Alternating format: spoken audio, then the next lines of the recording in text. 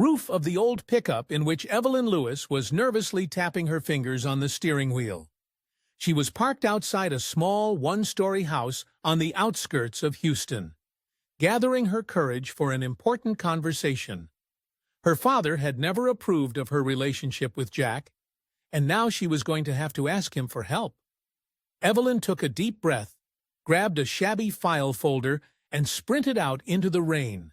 Soaking wet in the few seconds it took her to run to the porch, she knocked on the door. Robert Lewis opened it almost immediately, as if he'd been expecting her visit. His dark, wrinkled face remained impenetrable, but there was a flicker of concern in his eyes. "Evelyn," was all he said, stepping aside. Evelyn walked into the familiar living room, where nothing had changed since her mother's death. The same worn chairs, the same old TV, the same family pictures on the walls. "Dad, I need help," she began without preamble, shaking raindrops from her curly hair. Robert sank heavily into the chair across from his daughter. "Is this about Jack?" His voice sounded tired. "I found a good lawyer," Evelyn said hurriedly, pulling papers out of a folder. "He says there's a chance of parole. Jack was given 5 years, but he's already served almost 2. He's on good behavior. He's studying." "That's enough," Robert raised his hand. "I know why you're here. You need money." Evelyn stopped talking and lowered her eyes. Waitressing at a roadside cafe wasn't the kind of job that would pay for a decent lawyer. "Dad, please," her voice trembled. "He's changed, really." He realized a lot of things in prison. Robert shook his head. "Eve, my girl, do you remember what he was in jail for?" Of course she remembered. It happened 18 months ago. The police had busted a place where Jack and his buddies were dealing heroin. Evelyn hadn't known about his business then, or preferred not to. He always said he worked part-time jobs here and there, sometimes bringing gifts and bragging about his connections. And then he'd been taken away in handcuffs, and she'd been left alone in their rented apartment with an empty refrigerator and unpaid bills. He was just in bad company. Evelyn said what she'd been repeating to herself all along. But now he realizes he made a mistake. "My girl," Robert rubbed his temples, "it's not a mistake. He didn't take a wrong turn by accident. He made a conscious choice to sell poison to people." "Daddy!" Evelyn's voice filled with tears. "I love him. I'm so lonely without him." Robert looked at his daughter for a long time. She had once been a cheerful girl, dreaming of going to college and becoming a nurse. Then she met Jack Nelson, and everything went wrong. Dropped out of school, got a job as a waitress so she could spend more time with this guy. And now she's sitting in front of him, slumped, with a worried look in her eyes and shaking hands. "How much do you need?" he finally asked. Hope flashed in Evelyn's eyes. "$5,000, she said. "The lawyer wants $3,000 up front, and the rest can be paid in installments." Robert got up and went to the old secretary in the corner of the room, pulled out a checkbook. "You know your mother would be against it," he said as he wrote the check. "She'd say that guy wouldn't do you any good." "Mom would understand," Evelyn said quietly. Robert handed her the check. $5,000. "I don't want you to pay in installments and worry. But Evie," he put his hands on her shoulders, "this is the last time. If he gets you in trouble again, I can't help you. My security pension is not a rubber band." Evelyn hugged her father, resting her face on his shoulder. "Thank you, Daddy. Everything's going to be all right, you'll see." Jack had changed. "God willing," Robert sighed. "God willing." The courtroom was half empty on this weekday afternoon. Evelyn sat on the bench, clutching her purse nervously. Next to her was her father, scowling and taciturn. He had insisted on attending the hearing. The lawyer Evelyn had hired was younger than she had expected. A trim black man of 35, in an impeccable suit and with confident manners. He greeted them briefly before they started and said the odds were good. But Jack was led into the hall, accompanied by a guard. He looked thinner in his prison robe than Evelyn remembered, but he kept a straight face. When their eyes met, He smiled slightly and nodded. The hearing lasted about an hour. The lawyer presented the court with evidence of Jack's reform, reports on his behavior in prison, certificates of completion of educational programs, testimonials from the prison psychologist. Then Jack himself took the stand, talking about how he realized his mistakes and wants to start his life anew. "Your Honor, I understand that I committed a serious crime." His voice sounded sincerely remorseful. "But those 2 years in prison have changed me. I've seen where the life I've led leads. Now I have plans to get an honest job, maybe continue my education. And I have support." He looked at Evelyn. "My girlfriend has been waiting for me all this time. I don't want to let her down again." The prosecutor argued against parole, recalling the seriousness of the crime in Jack's previous convictions for minor offenses. But the judge, after reviewing all the materials, ruled in favor of release, with probation for 3 years and weekly meetings with a probation officer. "Don't make me regret that decision, Mr. Nelson," the judge said, looking at Jack over his glasses. "No, sir," Jack replied. "Thank you for the chance." Evelyn could barely hold back tears of joy. She hugged the lawyer, then her father, who stood stony-faced, silently watching. "Daddy, you see, everything's going to be all right." Robert answered nothing, only put his hand on her shoulder. 2 days later, having completed all the necessary paperwork, Jack was released. Evelyn waited for him at the gate of the penitentiary, nervously adjusting her hair every few minutes. When Jack finally appeared, dressed in the regular clothes Evelyn had brought him the day before, she threw herself around his neck. He pulled her against him, breathing in the scent of her hair. "You're free," she whispered. "Thanks to you," he replied, kissing her. They stood hugging for a long time before getting into Evelyn's old pickup truck. Jack was silent on the way home, staring out the window at the Houston scenery whizzing by. It was as if the city had gotten brighter, noisier, bigger in the time he'd spent behind bars. "Your father, did he help with the lawyer?" Jack finally asked. Evelyn nodded. "Yes, he gave the money. Even though he was against it, I should thank him," Jack said, "and prove that he didn't help for nothing." "He invited us to dinner tonight," Evelyn replied. "He said he wanted to talk." Jack frowned but nodded. "Okay, let's go." Robert Lewis's house greeted them with the smell of roasting and the sounds of jazz from an old radio. Evelyn knocked and entered uninvited, dragging Jack, who was clearly nervous. Robert came out of the kitchen, wiping his hands with a towel. His gaze, sliding over Jack, was unreadable. "Good evening, sir," Jack said, extending his hand. "Thank you for your help. I know you did it for Evelyn, but I'm still grateful." Robert shook the outstretched hand. "Don't thank me, boy. Prove you're worth the money I spent and the trust my daughter puts in you." "I'll prove it," Jack replied gravely. "I've changed, Mr. Lewis. Prison, it makes you rethink a lot of things." "I hope so," said Robert. "Now let's go to dinner. The roast will get cold." At dinner, the conversation didn't go well. Robert asked questions about Jack's plans, but he was evasive, saying he wanted to look around first, get used to the freedom, and then find a steady job. "A buddy of mine has a machine shop," Robert said. "I can talk to him. He needs an assistant." "Thank you, sir," Jack replied. "I'd like to give it a try. I don't know much about machines, but I'm willing to learn." "It's all about willingness to work," Robert nodded. "You can learn the rest." When dinner was finished, Robert asked Evelyn to help with the dishes, leaving Jack alone in the living room.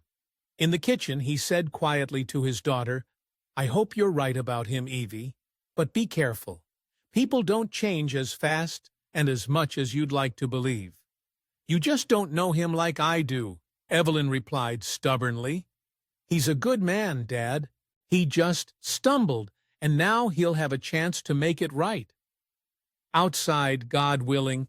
Look, you know you can come to me if anything goes wrong, right? Any time." "I know, Dad." She kissed his cheek. "But it's gonna be okay. You'll see." When they returned to the living room, Jack was looking at the pictures on the mantelpiece. "Is that your mom?" he asked, pointing to a picture of a beautiful dark-skinned woman with a smile like Evelyn's. "Yes," Evelyn replied. "She died when I was 16. Cancer." "I'm sorry," Jack said sincerely. Robert walked over and stood next to his daughter. She was an amazing woman, and she always wanted the best for Evie. There was an obvious implication in his words, but Jack pretended not to notice. "Mr. Lewis," he said, turning to Evelyn's father, "I know you have no reason to trust me, but I swear I've changed. All I want now is an honest life, a job, and to be able to take care of Evelyn." Robert looked at him for a long moment, then nodded. "Time will tell, boy. Time will tell." On the way home, Evelyn was unaccustomedly silent. Jack took her hand.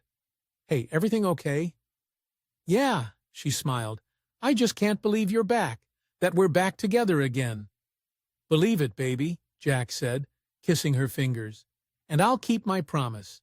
No more drug dealing, just an honest life." One sighed happily. Her life was finally getting better. Jack was back with her, and this time it would be different. It had been a month since Jack had come home. The small apartment they'd rented on the outskirts of Houston had been transformed. Jack had painted the walls, fixed a leaky faucet, even put together a new shelf for the kitchen. Evelyn couldn't be pleased with the changes. Jack met her after her shifts at the cafe, cooked her dinner, and was attentive and caring. But his job was not going to work. Her father's friend's auto shop was already full, and other places were not in a hurry to hire an ex-convict. "I'll find something," Jack said, kissing the top of her head. "The important thing is that we're together." That Thursday, Evelyn sat in the hair salon where her best friend Layla worked. Layla's last customer had already left, and the friends could talk quietly. "I'm telling you, Layla, he's really changed," Evelyn smiled as she talked about Jack. "You should see how much he cares about the house, about me. He's even trying to get along with Dad." Layla raised an eyebrow skeptically as she gathered up her combs and scissors. "And he got a job?" Evelyn's smile faded a little. "Not yet, but he's looking. He doesn't come home until the evening, and he says he's been to a lot of places." "Mm-hmm," Layla hummed, wiping the mirror. "Where does he get his money from? For your bills, food, clothes?" "He had savings," Evelyn answered, but there was uncertainty in her voice. "Savings?" Layla interjected, turning to her friend. "Evely, honey, he was in jail for 2 years. What kind of savings? Maybe from selling something." "I don't know." Evelyn shrugged. "What difference does it make? The main thing is that he gave up his old business." Layla sat down opposite her friend and took her hands. "Look, I understand that you love him, but are you sure he's really changed? People don't change that fast, especially after prison." "You don't even know him that well," Evelyn objected, taking her hands. "You've only seen him a couple times, and that was a long time ago." "But I know you," Layla said softly. "I can see that you're willing to trust him no matter what. I've also seen how you suffered when he went to prison, how you worked 2 jobs to make ends meet because all the money went to the lawyer." Evelyn turned away from the window. Outside the window, cars whizzed by. Passers-by went about their business. Life went on as usual. "He's changed," she repeated stubbornly. "Give him a chance." Layla sighed. "Okay, take me out to dinner sometime. Get reacquainted? Maybe I really am wrong." Evelyn brightened up. "Great idea. How about this weekend?" Jack was just saying he wanted to cook something special. "Okay," Layla nodded, but her eyes remained serious. "Just be careful, okay? If anything seems weird, don't turn a blind eye." "Stop it!" Evelyn laughed, standing up. "It's going to be okay. I have to run. My shift is in an hour." Layla hugged her friend. "Goodbye. Call me when you decide on dinner." Evelyn left the hairdresser's shop and headed for the bus stop. It took about half an hour to get to the cafe, and she liked to spend that time looking out the window and daydreaming. Right now, Her thoughts were all about Jack and their future. Maybe he would get a job soon, and they could think about kids. Evelyn had always wanted a big family. The shift at the cafe went as usual. Bustle, orders, tips. The owner, an elderly Mexican man named Don Ramon, appreciated Evelyn for her hard work and smile. The customers loved her too. She remembered the regulars by name, knew their favorite dishes. Evelyn returned home late, around 11 in the evening. Getting off the bus, she noticed an unfamiliar car in front of her house, a shabby black sedan. There were two men standing by the car, one of whom was gesticulating fervently at the other. When Evelyn came closer, they stopped talking and looked away. For a moment, she thought there was a flicker of, what, anxiety? Irritation? "Good evening," she said politely as she passed them. The men nodded but said nothing. Evelyn went up to the porch of her house and put the key in the lock. The door swung open before she could turn the key. "Eve!" Jack stood on the doorstep, his face a mixture of worry and impatience. "You're late. I was worried." There was a rush of visitors, she explained as she entered the house. "Who's this?" Evelyn nodded toward the car, which was just starting up. "Oh, that," Jack waved his hand. "Just some old acquaintances. Just came by to say hello." "At this hour?" Evelyn was surprised, taking off her jacket. "They're passing through town," Jack shrugged, helping her. "They're leaving tomorrow, so we thought we'd stop by." Evelyn frowned. "I'm surprised I haven't seen them before." "They're friends of, Jack hesitated. "We used to sit together, but they're out of the past, too. One lives in Dallas now, has family there. The other one's in San Antonio, I think." "What did they want?" Evelyn went into the kitchen and turned on the kettle. Jack followed her. "Nothing much, just a chat, to reminisce about old times." "Jack?" Evelyn turned to him, her arms crossed over her chest. "You realize you're not allowed to socialize with your former cellmates, right? It's a condition of your parole." "Hey!" He came over and hugged her. "Don't worry, it was just a chance meeting. I don't plan on keeping in touch with them." Evelyn sighed and rested her head on his shoulder. "I'm sorry. I'm just afraid that something will go wrong, that you'll be taken away again." "That won't happen," Jack said confidently, kissing the top of her head. "I promise. By the way," he pulled away, looking into her eyes, "how about we have dinner this weekend? Get your friend Layla, maybe someone else." Evelyn brightened. "I was just about to suggest that. Layla was talking about it today." "That's great," Jack smiled. "I'll make something special." He kissed her, and all worries receded into the background. Maybe Layla was right, and she should be more careful. But right now, in his arms, Evelyn didn't want to think about the bad. The following Wednesday, Evelyn returned home earlier than usual. Don Ramon had let her go early because of the few visitors. She decided not to call Jack, but to surprise him by buying his favorite pie at the bakery on the way home. And now she was looking forward to spending the evening together. As they approached the house, Evelyn noticed that the black sedan was parked outside the house again. Her heart clenched unpleasantly. What if Jack was lying to her? What if these people weren't just old acquaintances? Trying to keep her footsteps as quiet as possible, she stepped up onto the porch. Voices came from behind the loose door. "He can't wait any longer, Jack," a low male voice said. "The boss wants to see the results." "I'm working on it," Jack replied. "But you have to be careful. I'm being watched. The probation officer comes every week." "That's not our problem," objected a second voice, more harsh. "You took the merchandise. You have to give the money back." "Or the merchandise." "The merchandise? Money? What are they talking about?" Evelyn froze, hesitant to enter. "Give me another week," Jack insisted. "I'm almost done with the new clients. It's going to be a big deal." "A week," the first voice agreed. "No more. And don't forget who helped you." "I remember," Jack replied grimly. "It will be done." Evelyn heard footsteps approaching the door and recoiled around the corner of the house. Two men, The same men she'd seen last time she'd been here were coming out onto the porch. One of them was tall and thin, with nervous movements. The other was stocky, with a scar across his cheek. "Don't let us down, Nelson," the stocky one said, and they headed for the car. Evelyn waited until the sedan pulled away before coming out of hiding. Her hands were shaking. The pie in the box seemed to get several times heavier. She took a deep breath, trying to calm herself, and pushed open the door.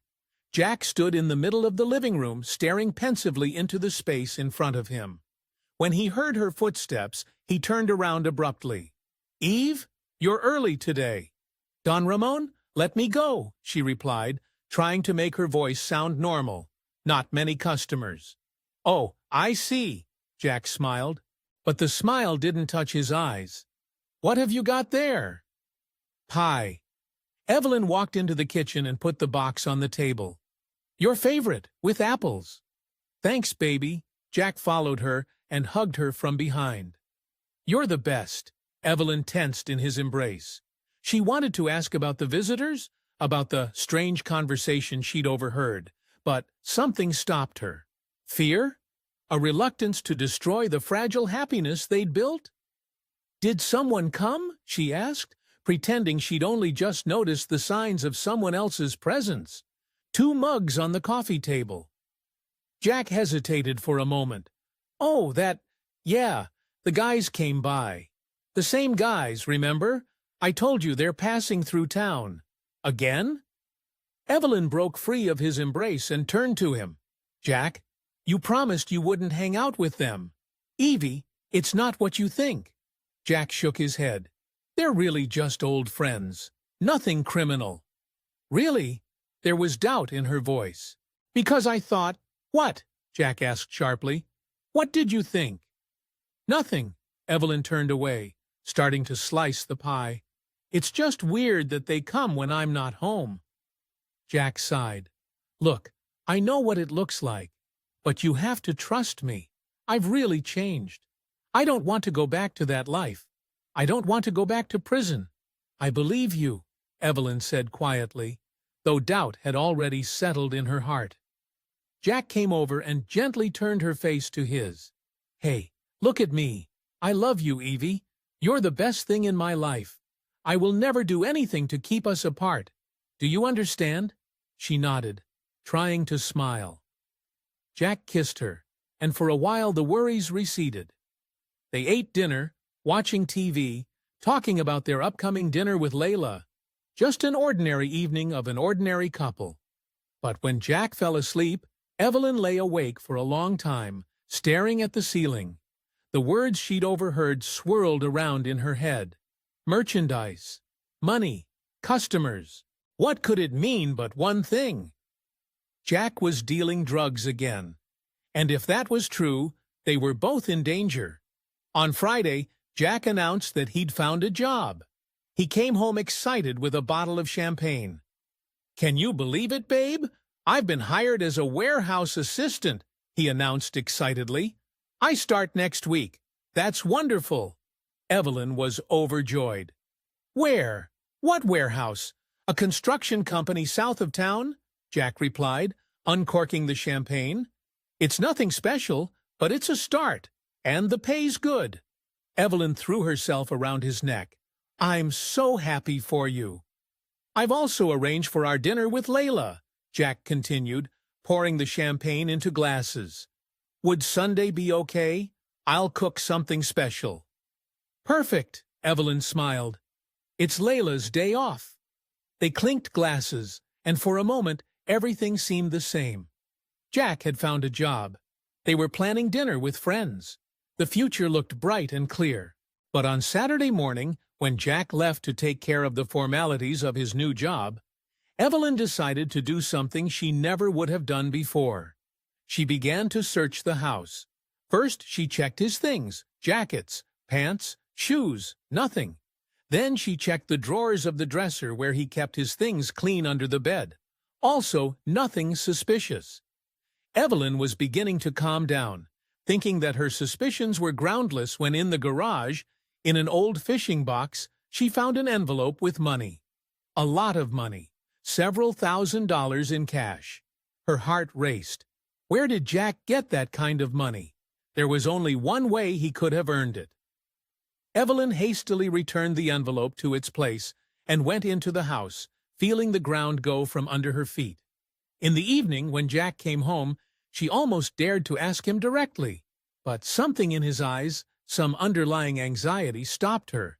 Instead, she asked, "How did it go at work?" "Great," Jack smiled. But the smile didn't touch his eyes. "Everything's all set for Monday. Hey, why don't we invite your dad over for dinner, too? I think he'd like to hear about my new job." "He can't," Evelyn shook her head. "He has a shift on Sunday." "That's too bad," Jack shrugged. "Another time then." Today morning, Jack went grocery shopping, leaving Evelyn to prepare the house for guests. She dusted, vacuumed, changed the tablecloths, but her thoughts were far away. What if Jack really was back in the drug trade? Tell his father? Go to the probation officer? Or talk to Jack himself? Her thoughts were interrupted by the phone ringing. It was Layla. "Eve, I have some bad news," she said. "I can't make it tonight. My mom fell, and I think she broke her arm. I'm going to the hospital to see her." "Oh dear," Evelyn gasped. "That's okay. Of course dinner can wait. Keep me posted." "Okay, I will," Layla promised. "And Evie, be careful, okay?" "What are you talking about?" Evelyn wondered.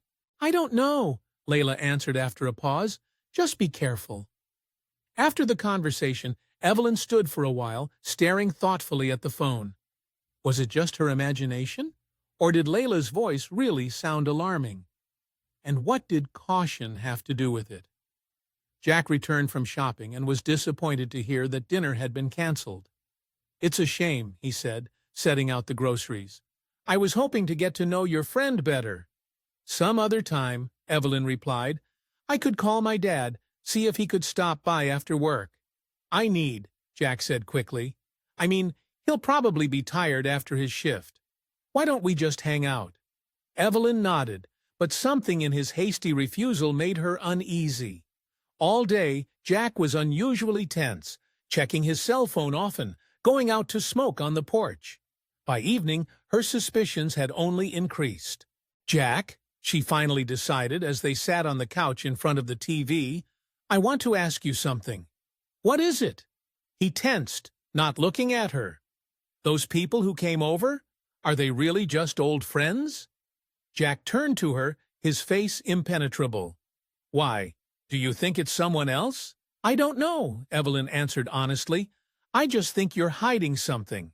"Eve," Jack took her hands, "I told you they're just old buddies. They just came by to say hello, reminisce, nothing criminal." "Really?" Evelyn stared into his eyes. "Because I overheard you two talking the other day about some merchandise, customers?" Jack's face changed for a moment, a flicker of anxiety, even fear, but he quickly pulled himself together. "You misunderstood. We were talking about work.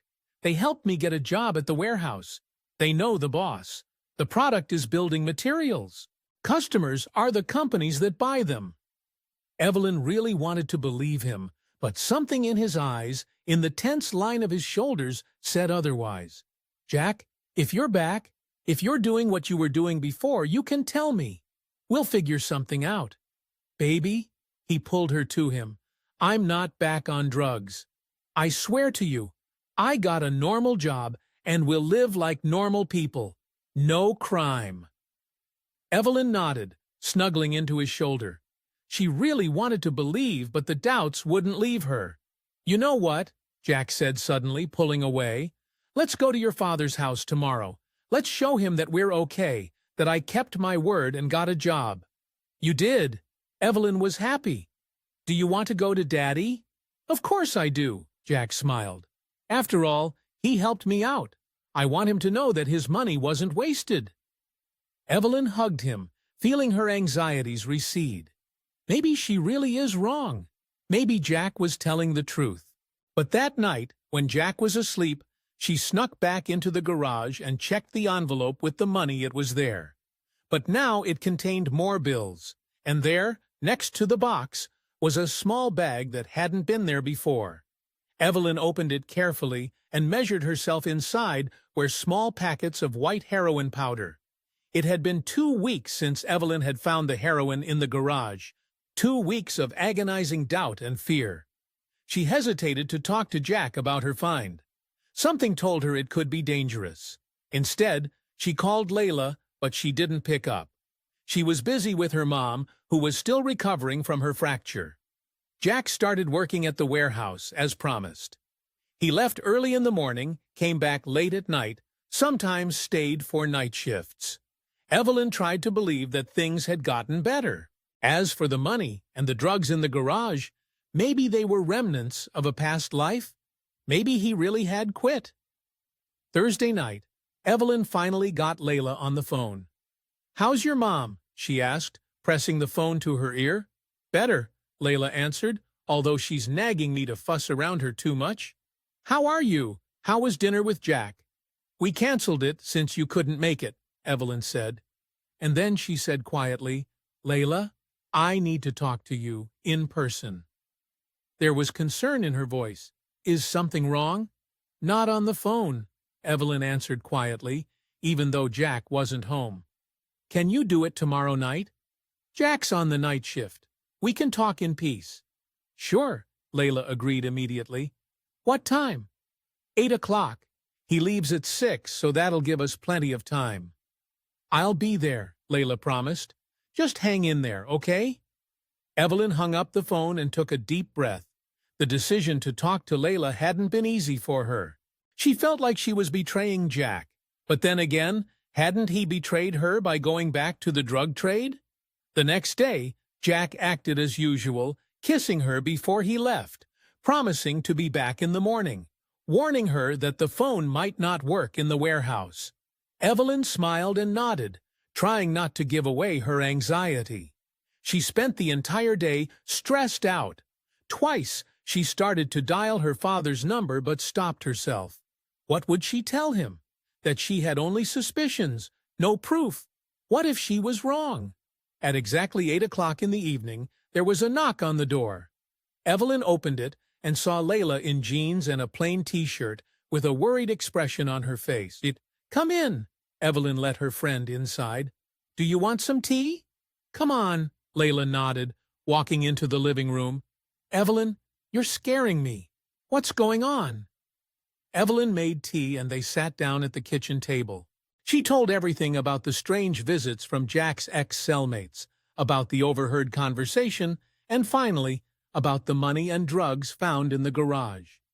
Layla listened without interruption, her face growing darker and darker.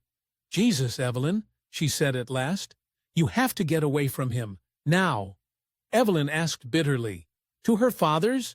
What about Jack? Should I turn him in? He'll go back to prison." "Better him in jail than you in the grave," Layla said stiffly. "These people don't mess around. You know that, right? The drug trade is not a toy." Evelyn covered her face with her hands. "I know, but I can't just betray him." "He's already betrayed you." Layla put her hand on her friend's shoulder. "He promised to change and he lied. He's dealing drugs again, putting himself and you in danger." Evelyn raised her crying face. "What do I do, Layla?" "For starters," she said firmly, "make sure we're not wrong. Can you show me those drugs?" Evelyn nodded. "They're in the garage. Let's go." They went out the back door of the house, which led directly into the garage. Evelyn turned on the light and headed toward the corner where an old fishing box stood. "Right there," she said, pointing to the box. Layla stepped closer, and Evelyn leaned over to open the lid. At that moment, the garage door leading to the street opened with a clatter. The girls turned around, frightened. Standing in the doorway were 2 men, the same men Evelyn had seen before, tall and thin, with nervous movements, and stocky, with a scar across his cheek. "What the hell?" the stocky one, Darryl, exclaimed, his eyes narrowing angrily. Jack said no one would be home. Evelyn straightened up, instinctively taking a step back. "What are you doing here? This is my house. We're here for the goods," the thin man replied, closing the door behind him. Jack said everything was ready and we just needed to pick it up. So that's what the night shift is for, Evelyn said bitterly. He arranged it so you could pick up the drugs in peace. Drugs? The men looked at each other nervously. What are you talking about, baby? Don't pretend, Layla intervened, standing beside him. I'm here to decide, my friend. We know you're selling heroin, and we know Jack's back in business. Quiet, Daryl shouted, stepping forward. Shut up if you don't want any trouble. Trouble? Layla crossed her arms over her chest. The only ones who'll be in trouble are the three of you. The police already know. Layla? Evelyn looked at her friend in horror. She was bluffing, but she was doing it very convincingly. Yes, Layla continued, ignoring Evelyn's warning look. We've already told Jack's probation officer. He'll be here soon. Daryl's face contorted with rage. You fool! Do you realize what you've done? He made a sudden movement, and Evelyn was horrified to see the knife in his hand. Layla noticed the weapon, too, and stepped back against the garage wall. Hey, chill, Evelyn whispered, raising her hands. Layla joked. We didn't tell anyone.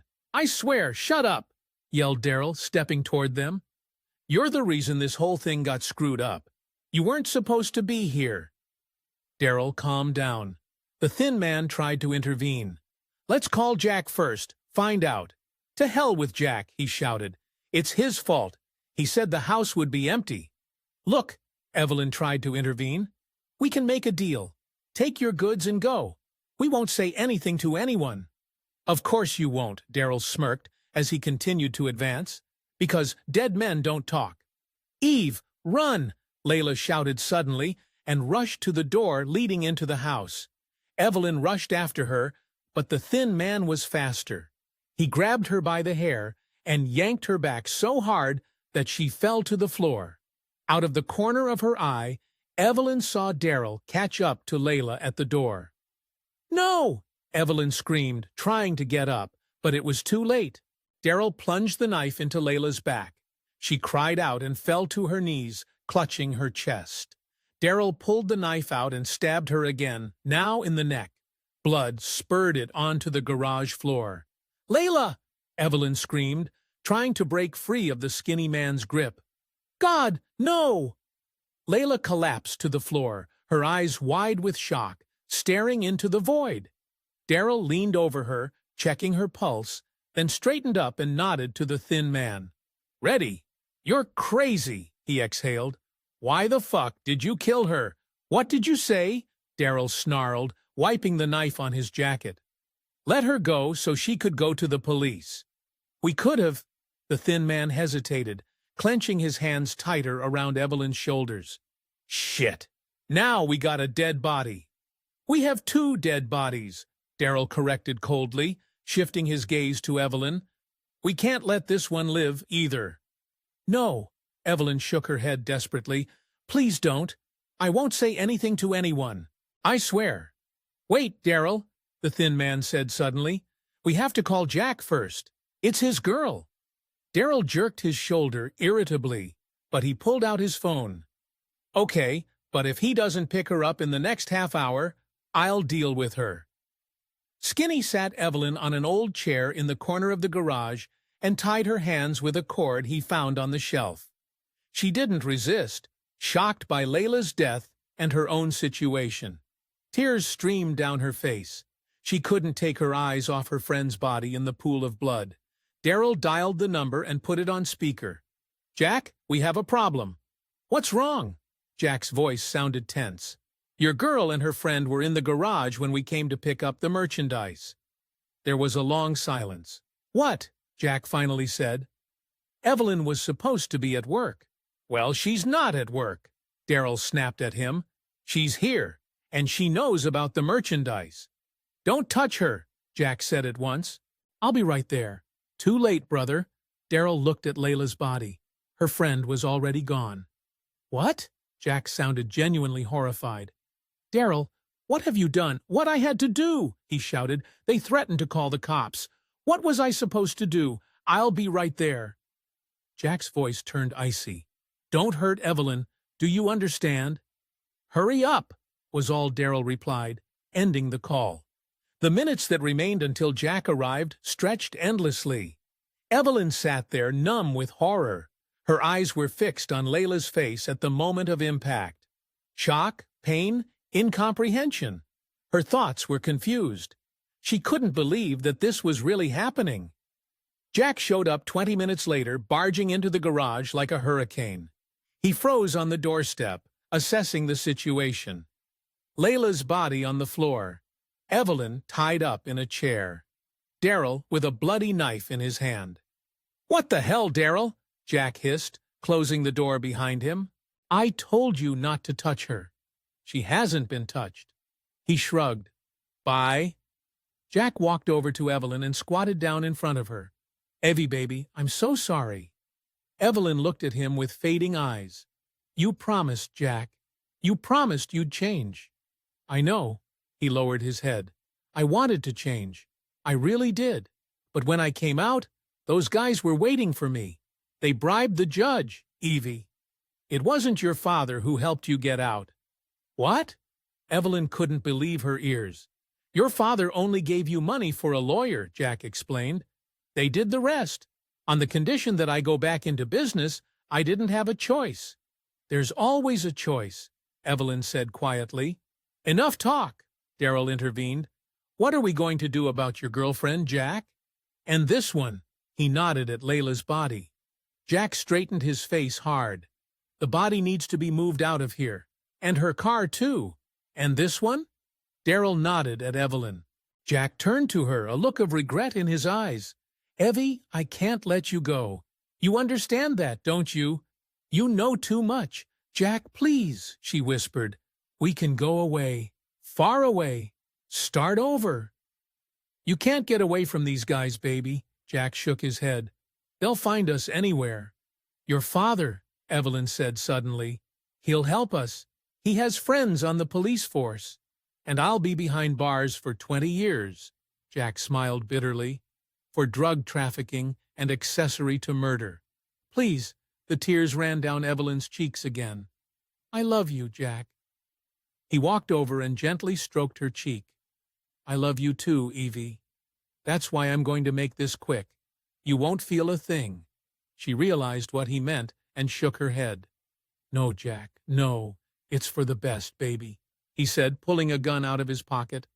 "Trust me, Jack," she shouted, trying to break free. "Don't do this, please." But his eyes were already empty and cold. He raised the gun and held it to her temple. "I love you, Evie," he said. "I'm sorry." The last thing Evelyn saw was Jack's finger pulling the trigger. An hour later, a black sedan pulled out of the garage. Jack was behind the wheel, with Darryl next to him and a skinny man in the back seat. In the trunk were 2 bodies wrapped in tarps and a bag of heroin. "Where to now?" Jack asked, pulling onto the highway. "To the warehouse," Darryl answered. "We'll get rid of the bodies there, and then we'll go to the boss with the goods." Jack nodded, his face showing no emotion. For that night, he had crossed a line from which there was no going back. Now his path was predetermined. Drugs, violence, constant danger. The things he'd been so eager to avoid since returning from prison. But there was no more choice. There never was. The car disappeared into the night, taking with it 2 lives and all hope for a better future. In an empty house on the outskirts of Houston, the phone rang. It was Robert Lewis checking in to see how his daughter was doing. The phone rang for a long time, but no one answered.